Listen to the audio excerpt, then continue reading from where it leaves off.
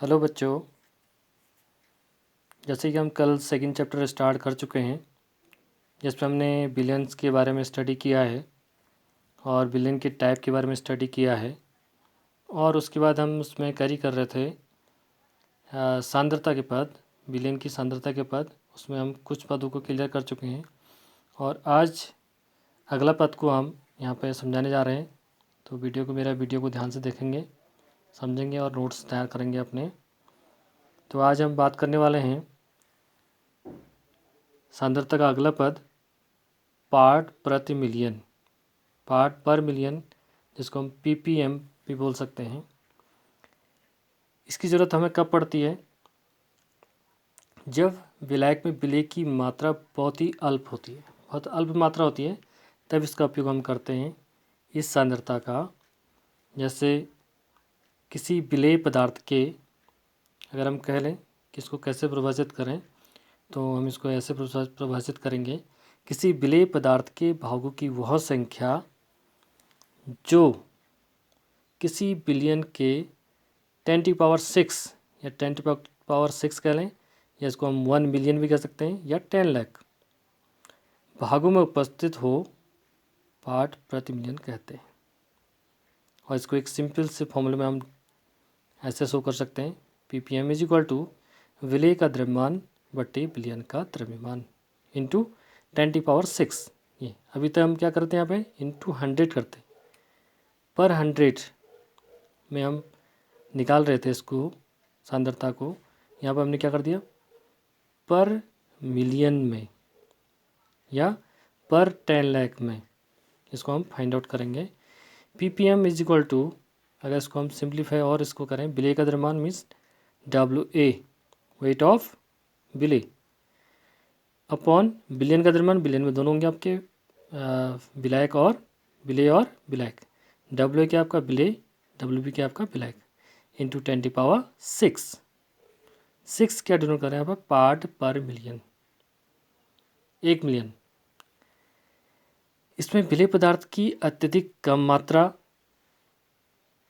विलेय होती है, अर्थात बहुत या अत्यंत तन विलियन की सांद्रता के लिए इसका हम उपयोग कर सकते हैं, करते हैं। जैसे कि जल की कठोरता अगर हमें फाइंड आउट करनी है तो हम ppm में ही उसको फाइंड आउट करते हैं। जल में क्लोरीन की मात्रा अगर हमें निकालनी है तो तब भी हम पार्ट पर मिलियन को ही उपयोग करेंगे। वायु प्रदूषण को हमें ज्ञात करना है तब भी हम ppm का प्रयोग ही सांद्रता फाइंड आउट करने के लिए करते हैं। तो इसको थोड़ा सा एक सिंपल से न्यूमेरिकल से मैं समझाना चाह रहा हूँ।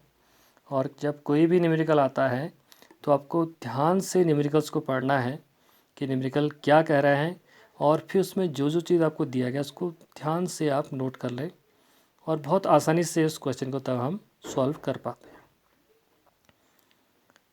देखिए न्यूमेरिकल ये कह रहा है, समुद्री जल के प्रति किलोग्राम, समुद्री जल के प्रति किलोग्राम में 5.8 इंटू 10⁻³ ग्राम क्या घुली है, ऑक्सीजन घुली है। किलोग्राम में यहाँ पे कर लें, प्रति किलोग्राम में, प्रति किलोग्राम में।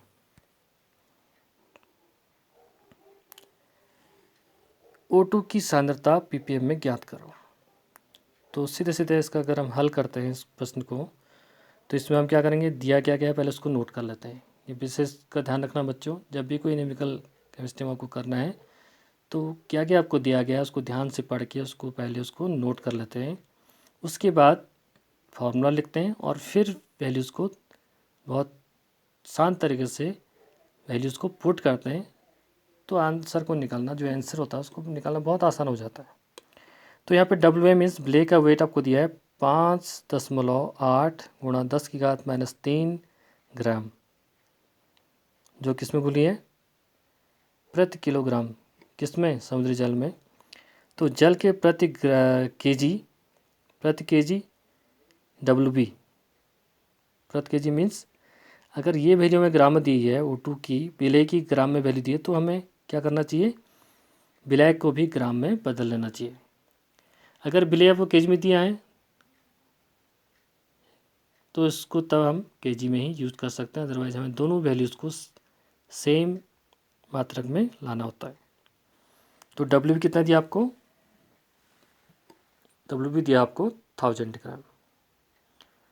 तो आप सीधे सीधे आप फॉर्मूला में रख देंगे ppm इज इक्वल टू, यहाँ पर लिख देंगे ppm is equal to WA upon WA plus WB into 10⁻6। अब सीधे से वैल्यू रख दी हमने 5.8 इंटू 10⁻³ अपॉन 1000, दोनों ग्राम में, ग्राम ग्राम कैंसिल हो गया, इंटू 10⁻6। तो ये आपका आंसर आ गया कितना, 5.8 ppm। तो बच्चों अगला पद है हमारा मोल अंश या मोल भिन्न, या इसको मोल प्रभाज भी कहते हैं। तो सांद्रता का अगला पद ये हमारा है मोल फ्रैक्शन, जिसमें 11वीं क्लास में हम इसको आपको बता चुके हैं, लेकिन फिर भी एक बार मैं और अच्छी तरह से इसको आपको समझाना चाहूँगा, क्योंकि यह इस चैप्टर में बहुत काम आने वाला है और आगे भी बहुत काम आने वाला है।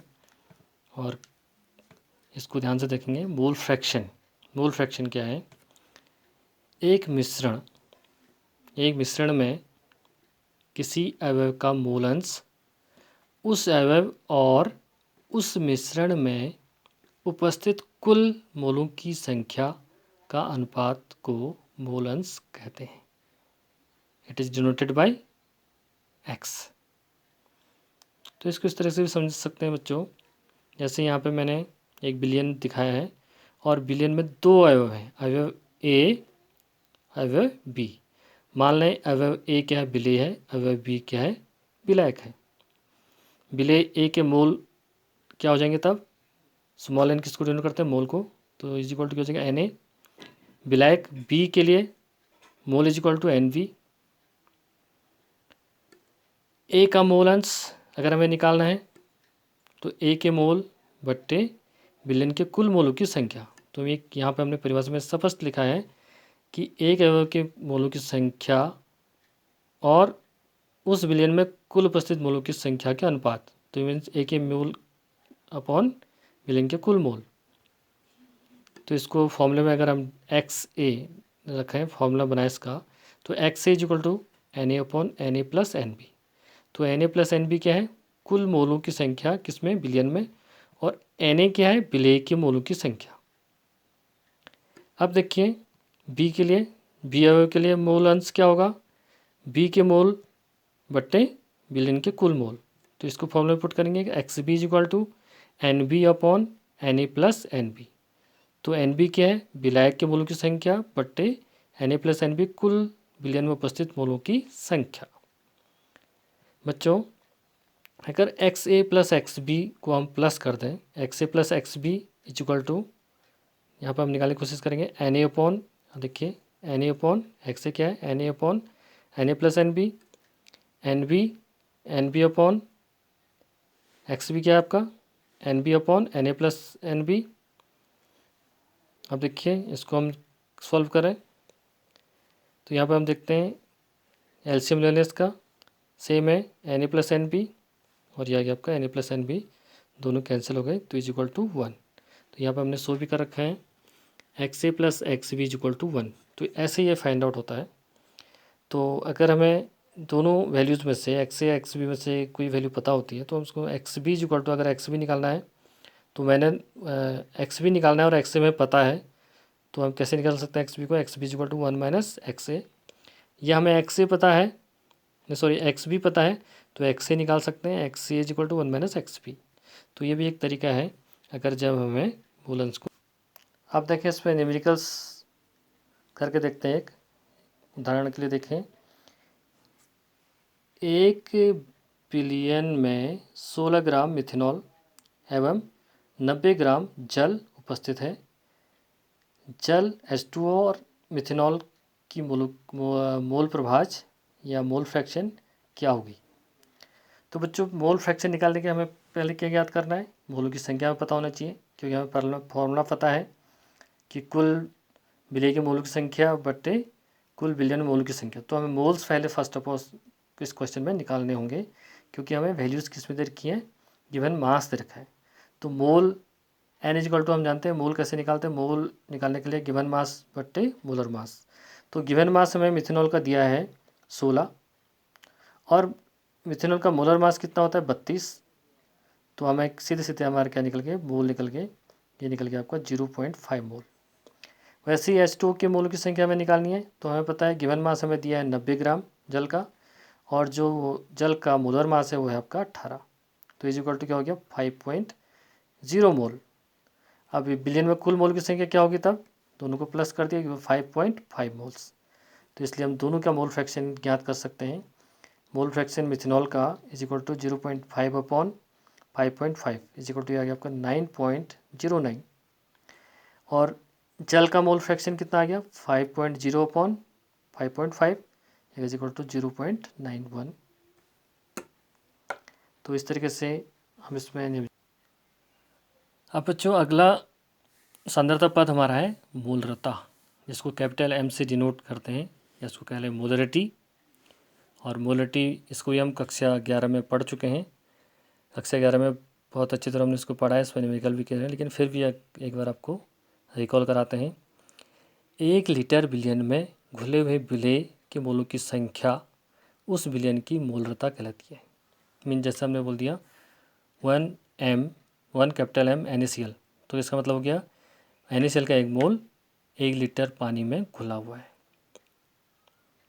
1 लीटर आयतन में घुला हुआ है। तो मोलरता के लिए एक सिंपल सा फॉर्मूला जो होता है वो होता है आपका विलेय के मोल अपॉन बिलियन का आयतन किसमें, लीटर में। ये आपको ध्यान रखना है। अगर M इज इक्वल टू विलेय के मोल बटे बिलियन का आयतन ml में दिया है तो उस केस में इसको हम 1000 से क्या करेंगे, मल्टीप्लाई करेंगे।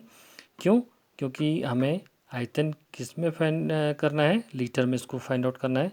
तो अगर ml में दिया है तो इसको हम चेंज करने के लिए इसको लीटर में 1000 से इसको क्या करेंगे, मल्टीप्लाई करेंगे।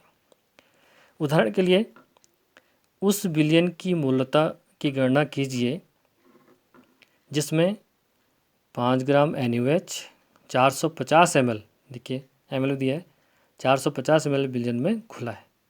तो इतना NaOH 5 ग्राम NaOH 450 ml बिलियन में घुला है या जल में घुला है, कुछ भी हम यहाँ पे कह सकते हैं। तो इसको कैसे, तो देखिए मोल निकालने के लिए हमें मोलर मास की ज़रूरत होती है। तो NaOH का मोलर मास पहले हम ज्ञात कर लें, जो हमें दिया नहीं है। तो NaOH का मोलर मास कितना दिया है, देखिए NaOH का मोलर मास क्या हो जाएगा, सोडियम का मास कितना है 23 प्लस 16 ऑक्सीजन का 1 हाइड्रोजन का, ये हो गया टोटल 40 ग्राम। और अब विलेय का मोलर द्रव्यमान कितना हो गया, विलेय का मोलर द्रव्यमान हो गया आपका 40 ग्राम। इसलिए M इज इक्वल टू क्या हो जाएगा, formula WA upon MA volume of solution ml में आपको दिया है गुणा 1000, ml दिया तो क्या हो जाएगा इंटू 1000 हो जाएगा। इसलिए हमें कितना दिया, अच्छा NaOH का 5 ग्राम गुणा 1000 अपॉन 40 इंटू 450। तो ये कट के आपको आ जाता है कितना आ गया 5/18, ये आ गया आपका 0.278 कैपिटल M यहाँ पर दे रखा है। और इसी वैल्यूज़ को हम किस में भी लिख सकते हैं, मोल पर लीटर। यहाँ पे इसी वैल्यू क्या लिखा, मोल पर लीटर या मोल डेसीमीटर्स। तो ये आपका सिंपल सा न्यूमेरिकल्स मैंने आपके सामने प्रस्तुत किया है। इसमें और भी न्यूमेरिकल्स आप करेंगे। अब थोड़ा सा मोलरता के जो पद हैं इनको भी हमें विशेष ध्यान रखना है, क्योंकि मोलरता हमारे लिए इतना इंपॉर्टेंट है कि हमें प्रैक्टिकल में भी करना है। इसको हम प्रैक्टिकल में लैब में भी जाके प्रैक्टिकल करेंगे। तो ये बहुत इसको बारीकी से आपको जानने की कोशिश करनी है और जानना है। तो मोलरता के पद क्या क्या हो सकते हैं। अगर सिंपल M आपको दिया है तो मोलर 1 मोल पर लीटर इसको हम कह सकते हैं, अगर सिंपल M है ना। अगर आपकी वैल्यू देखिए M/10 तो ये वैल्यू बिलियन के लिए प्रयुक्त पद क्या है, इसमें डेसी मोलर ये है 1/10 मोल पर लीटर। अगर ये वैल्यू आपको देखिए M/100 तो सेंटीमोलर इसको हम कह सकते हैं 1/100 मोल पर लीटर। M/2 अगर आपके वैल्यू देखिए तो ये हो जाएगा सेमी मोलर 1/2 मोल पर लीटर, आधा मोल पर लीटर हम इसे कह सकते हैं। अगर 2M वैल्यू देखिए 2M कैपिटल M तो इसको बाई मोलर हम कह सकते हैं 2 मोल पर लीटर।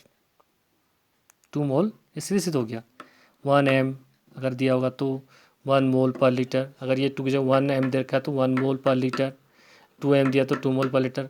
अगर वही वैल्यू m/2 देखिए तो हाफ मोल पर लीटर उसका, उस पर्टिकुलर अवयव का, या m/100 दिया तो उस पर्टिकुलर अवयव का, ये सेंटीमोलर है, 1/100वां पार्ट मोल पर लीटर। और m/10 अगर दिया तो ये डेसीमोलर है, तो 1/10 मोल पर लीटर हो जाएगा। और सिंपल m दिया है तो ये इसको हम मोल पर लीटर ही बोलेंगे। तो ये कुछ पद हैं, ये आपको जानकारी होनी चाहिए, इसकी बहुत इंपॉर्टेंट है, मोलता के पद। बच्चों अब अगला पद है जो सांद्रता का, वह है मोललता, मोलेलिटी। इसको स्मॉल m से डिनोट करते हैं, और इसको भी हम कक्षा 11 में पढ़ चुके हैं, लेकिन फिर भी हम बिलियन चैप्टर पढ़ रहे हैं। इसको अच्छी तरह से जानने के लिए, इस चैप्टर को अच्छी तरह से समझने के लिए हमें फिर से इसको आपको रिकॉल कराया जा रहा है, और ये एग्ज़ाम में भी आते हैं और लेबोरेटरी में भी इसको हमें करना होता है। विलायक मोलरता मीन्स विलायक के 1000 ग्राम या केजी, 1 kg में घुले हुए विलेय की मोलों की संख्या। वहाँ हम क्या करते हैं मोलरता में, 1 लीटर में बिलियन, और यहाँ क्या बोल रहे हैं, विलायक के 1000 ग्राम या केजी में घुले हुए विलेय की मोलों की संख्या बिलियन की मोलता कहलाती है। बहुत इंपॉर्टेंट है। स्मॉल m से डिनोट करेंगे। Small m is equal to विलेय की मोलों की संख्या, मोल, विलेय की कितने मोल है बटे विलायक का, ये याद रखना, वहाँ पे हम बिलियन का द्रव्यमान, देखिए बिलियन का आयतन ले रहे थे किसमें, मोलरता में, और यहाँ पे क्या ले रहे हैं, विलायक का द्रव्यमान केजी में। या इज इक्वल टू हम लिख सकते हैं विलेय के मोल बटे विलायक का द्रव्यमान, अगर ग्राम में है तो इसको हम इंटू 1000 करेंगे केजी में कन्वर्ट करने के लिए। तो इसको एक न्यूमेरिकल से, सिंपल से न्यूमेरिकल से समझेंगे। उदाहरण के लिए 4.9 ग्राम H2SO4 को 250 ग्राम जल में घोला गया है, विलयन की मोलता क्या होगी। बहुत सिंपल सा न्यूमेरिकल्स है, और ये छोटे छोटे न्यूमेरिकल्स से हम बड़े बड़े न्यूमेरिकल भी कर सकते हैं। लेकिन मैंने आपको कहा कि कोई भी न्यूमेरिकल्स टफ नहीं होता है, कि उसको हम पहले इसको फाइंड आउट करें, समझें, बहुत शानदार से पढ़ें, और उसमें क्या क्या दिया गया है पहले उसको वैल्यूज़ को पुट करें, लिखें उसको वैल्यूज़ को, उसके बाद फार्मूला लिखें और फार्मूला के बाद फिर वैल्यू पुट करें। तो ये आसान तरीका होता है। तो जैसे हमें WA विलेय का वेट, विलेय का द्रव्यमान कितना दिया है, 4.9 ग्राम, लिख दिया WA। फॉर्मूला यह है WA/MA इंटू 1000/WB, सिंपल सा। MA मोलिकुलर वेट किसका, H2SO4 का, विलेय क्या है, H2SO4 है, तो H2SO का मोलिकुलर वेट होता है 98। इसको हम निकाल भी सकते हैं, तो यहाँ मैंने डायरेक्ट लिख दिया है। तो H2SO4 का मोलिकुलर वेट हम निकालेंगे, तो 4 ऑक्सीजन है, 64, 32 सल्फर और 2 हाइड्रोजन, ये आएगा आपका 98। और WB वेट हमें जो दे रखा है विलायक का, वो दे रखा है 250 ग्राम। तो इसको हम, किस वैल्यूज़ को हम केजी में कन्वर्ट करने के लिए इन वैल्यूज़ को ग्राम में हमें दिए हैं, तो हम इसको 1000 से डेफिनेट मल्टीप्लाई, तो इस मूलतः M is equal to 4.9/98 into 250 into 1000 क्यों किया हमने, क्योंकि हमें पता है पर केजी विलायक में घुले हुए विलेय की मोलों की संख्या को हम क्या कहते हैं, मूलतः, इसलिए इसको 1000 से यहाँ पे मल्टीप्लाई कर रहे हैं, क्योंकि जो हमें वैल्यू दी गई है वो दी है ग्राम में। तो इसको हम कैलकुलेट करते हैं, तो यहाँ पे मोलता जो आती है 0.2 m मोलता। तो इसका ये हो गया आपका आंसर। या हम कह रहे हैं, जैसे हमें दिया है सपोज 1 स्मॉल m NaCl का अर्थ क्या है, 1 स्मॉल m NaCl का अर्थ है कि 1 मोल NaCl को 1 kg या 1000 ग्राम जल में घोला गया है, या 58.5 ग्राम NaCl 1 kg जल में घोला गया है। तो 1 मोल का जो मोलिकुलर वेट होगा वो होगा 58.5 ग्राम किसका, NaCl का। तो ये इसका। अब देखिए बस, जो भी हमने यहाँ पर सांद्रता पद पढ़े अभी तक, आशा करता हूँ कि आपको सबको समझ में आया होगा, आपने इसके नोट्स भी तैयार कर लिए होंगे। अब थोड़ी सी मैं इन सांद्रता पदों की बात करता हूँ कि इन पर ताप का क्या प्रभाव पड़ता है। ताप का क्या प्रभाव इन पर पड़ता है, तो ताप का प्रभाव मैंने यहाँ पे लिखा है, देखिए मोललता स्मॉल m, द्रव्यमान प्रतिशत वेट बाय वेट, पार्ट पर मिलियन ppm आदि पर ताप परिवर्तन का प्रभाव नहीं पड़ता। तो इसे ध्यान देंगे, बहुत इंपॉर्टेंट है। इन पे ताप का प्रभाव इसलिए नहीं पड़ता क्योंकि यहाँ पे देखिए, जब मोलरता में ब्लैक किस में लेते हैं, केजी में लेते हैं, सॉलिड लेते हैं, या हम केजी में वैल्यूज़ ले रहे हैं, तो यहाँ पे वॉल्यूम हम यूज़ नहीं कर रहे हैं। द्रव्यमान प्रतिशत में भी हम वेट लेते हैं, यहाँ पर भी वॉल्यूम में आयतन यूज़ नहीं कर रहे हैं। वैसे ही ppm में भी हम इसका आयतन का यूज़ नहीं कर रहे हैं। तो इसलिए यहाँ पे ताप कम हो ज़्यादा हो तो वेट में कोई फ़र्क नहीं पड़ता। लेकिन यहाँ देखिए, मोलरता कैपिटल M, आयतन प्रतिशत वॉल्यूम बाय वॉल्यूम, नॉर्मलिटी द्रव्यमान आयतन प्रतिशत, फॉर्मूलता, इन सब में हम आयतन का प्रयोग करते हैं, वॉल्यूम का प्रयोग करते हैं। तो वॉल्यूम जो होता है डेफिनेटली किसका होता है, लिक्विड का होता है। और लिक्विड में कॉन्ट्रैक्शन और एक्सपेंशन, समर में इसमें एक्सेप्शन हो सकता है। जैसे मोलरिटी है, तो मोलरिटी आपकी समर में कम हो जाती है और विंटर में आपकी मोलरिटी ज़्यादा आएगी। डेफिनेट थोड़ा बहुत अंतर आएगा। इसलिए हम कभी भी कहते हैं कि मोलरिटी एग्जैक्ट कभी नहीं आ सकती। क्यों? क्योंकि इन मोलरता, ये जो भी जितने भी ये सांद्रता पद हैं, इनमें ताप का प्रभाव पड़ता है और ताप बढ़ने पर इनके मान घट जाते हैं। इट मीन्स ताप से ये अफेक्टेड होता है। और अफेक्टेड होने का कारण मैंने बताया, हम इसमें वॉल्यूम यूज करते हैं। वॉल्यूम जो है ताप से एक्सपेंड होगा और ठंड से क्या होगा, उसमें सिकुड़न हो जाएगी, मीन्स पास मॉलिक्यूल्स आ जाएंगे। तो डेफिनेट मोलरिटी में डिफरेंस आ जाएगा या नॉर्मलिटी में डिफरेंस आ जाएगा।